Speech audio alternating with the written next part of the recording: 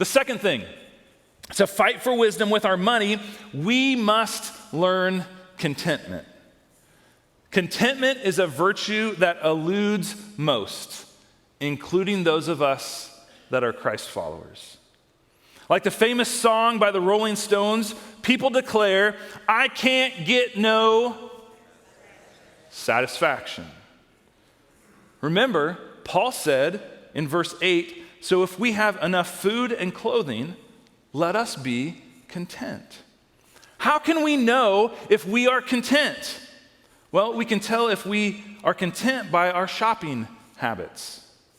Are we constantly shopping, needing more clothes, needing more electronic gadgets, needing more things for our house? If so, we probably aren't content. We can tell if we are content by our response to material loss. If we have tremendous grief over the loss of a phone or a purse or an electronic device or even that house that we wanted, then we probably aren't content. We can tell if we are content by our response to material gain. If we gain an inordinate amount of pleasure by gaining material things, then we probably lack contentment a little bit.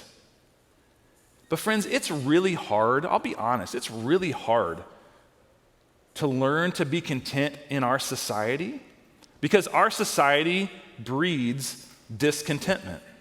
I see this so often as I spend most of my days with junior high students at Springfield Christian School. But friends, unfortunately, we as adults, we aren't immune to it either. The world constantly tempts all sorts of people.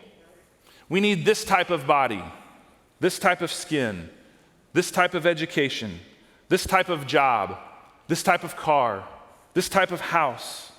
And it says if we obtain those things, guess what? We're going to be satisfied. We're going to be accepted. We're going to be popular. And if we don't, we're going to be rejected.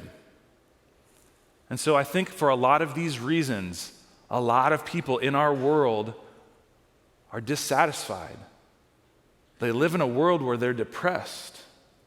They don't like their phones, their jobs, their homes, their families. But friends, when we try to pursue those things and we finally gain what we think is going to make us happy, guess what the world does?